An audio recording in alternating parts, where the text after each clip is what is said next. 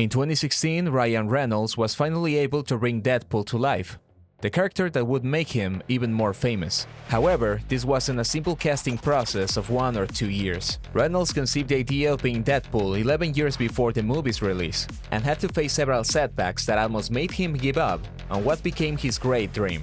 But how did this romantic comedy actor manage to save the most irreverent anti-hero? How was he able to rise after the failures of X-Men Origins and Green Lantern? To answer this, there are several important aspects of Ryan Reynolds' early life that can help us. Ryan began his acting career relatively young, starting at the age of 13 in school plays and later on television in the series 15. He made his film debut with Ordinary Magic. In Ryan's family, he was the youngest of 4 boys, so whether as a joke or not, the actor has mentioned how this sharp wit was a survival mechanism as the youngest in the family, which suggests he might be preparing for the role of Deadpool since those years. After graduating, he tried to change his path by going to university, but dropped out shortly after to pursue his dream of becoming an actor, moving to Los Angeles to try his luck. Without money for rent, Ryan attended every sitcom casting he could until he landed a role in Two Guys and a Girl. His journey into comedy took off with what might be the movie that made him famous, Van Wilder, which in my opinion would define his role as Deadpool, but I'll talk about that later. For now, what interests us is how Ryan got to Deadpool through his first failure in the superhero world. Which means the fat lady should be singing right about now.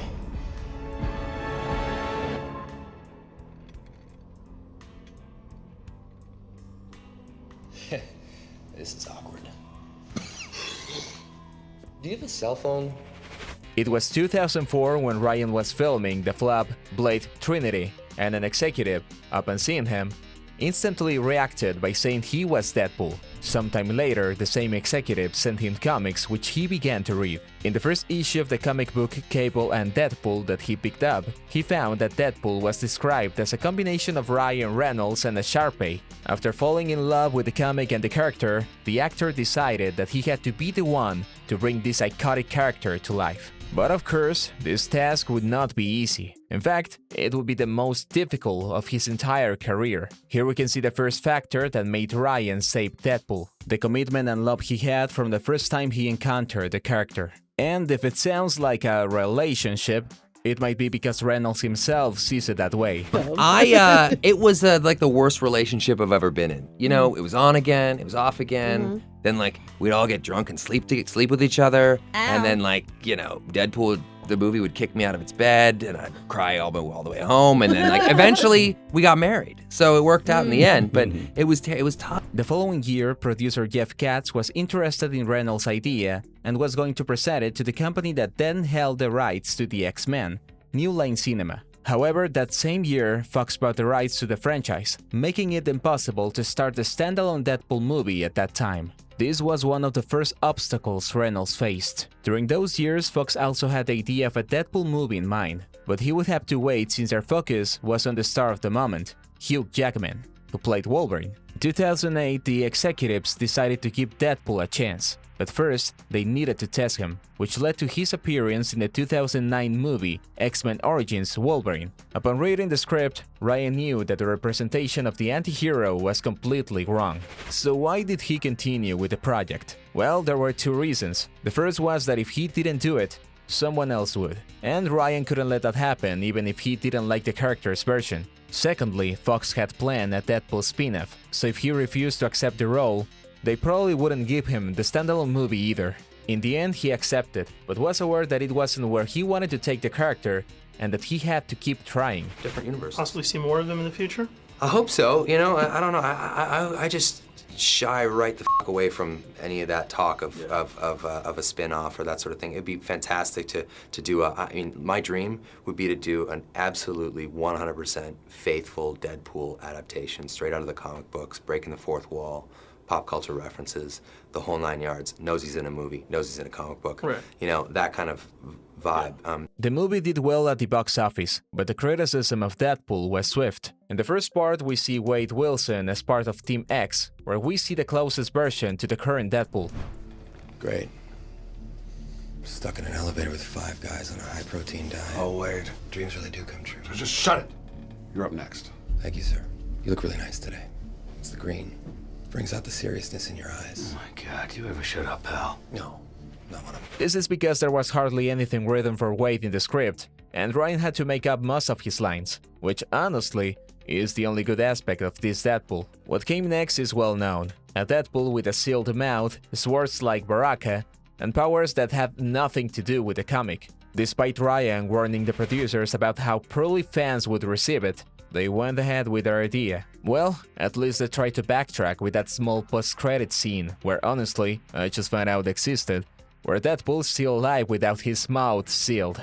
Despite the failure, Fox maintained its idea for the Deadpool spin-off, and hired Red Reese and Paul Wernick, who had worked on Zombieland, to write the script. They also offered the direction to Robert Rodriguez and Adam Berg, but Tim Miller was the one who ultimately directed it. Meanwhile, Ryan also worked on the script and took on a role that would become his next failure in the superhero world, Green Lantern. The project seemed significant, and Ryan couldn't pass up the opportunity, although in his words, he might have accepted because he didn't even know what it was about. Nobody auditioning for the role of Green Lantern was given the opportunity to read the script, because the script didn't exist. I'm not complaining about it. It was an opportunity of a lifetime, and if I were to go back and retrace my steps, I would probably do everything the exact same way. So it seems there was no way he could have predicted the debacle that was coming. The movie, released in 2011, left Ryan in a bad position, and even more so Deadpool, as Fox executives began to doubt making the film.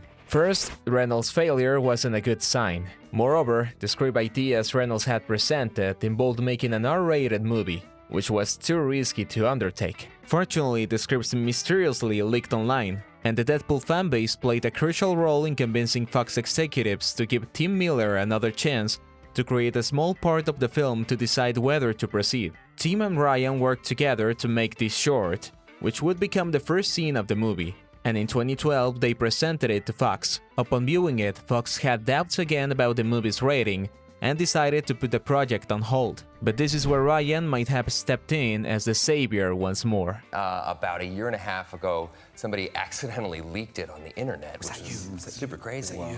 Oh, no, I'm not going to do that, yeah. I'm not going to do with that. Very un-Canadian of you. Yeah. My mom was like, what does this button do? Guess we're making the movie now. In 2014, the leaked video went viral, and people went crazy demanding the full movie.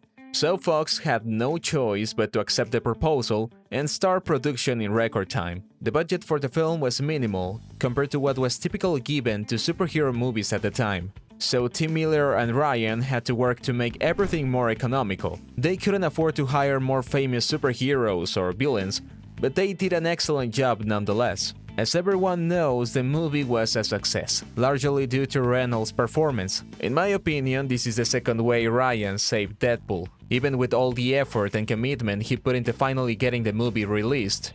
If his performance or the script hadn't met expectations, the film would have ended up as a disaster again. Ryan was definitely born to be Deadpool. One of the movies that hinted at this was the previously mentioned Van Wilder. It was a really immature stunt. Yeah, I know. But, sometimes guys can do some pretty childish things. Ryan showcases his sarcastic, witty, quick, and sometimes edgy humor. The scenes where he breaks the fourth wall seems like a premonition for the role he would later play. Van Wilder is essentially a Wade Wilson, just without as much violence. In almost all his subsequent comedy movies, and even in Blade Trinity, Ryan used the same type of humor, which fits perfectly for Deadpool. And if we look at Ryan himself and not just his characters, Reynolds is also similar to Wade, even in his not humorous side. Deadpool is known in the comics for his tragic and depressive side, which contrasts sharply with his comedic version, something that, to some extent, is similar to Reynolds. Mm-hmm. Yeah, I've had anxiety my whole life, really. And, I feel like I have two parts of my personality that one takes over when that happens. When I would go out on, like, Letterman back in the day, I would always be nervous.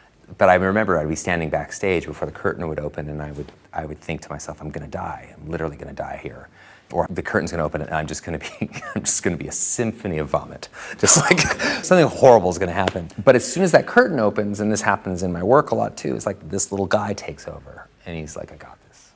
It's no wonder many people think that even long before the comic, Ryan Reynolds was always Deadpool. Definitely few actors have done what Reynolds did for a character. He saved it by dodging criticism for his multiple failures, and helped build it by contributing to the scripts and improvising during the movies. Besides, his personality was always perfect for the challenge that Deadpool required.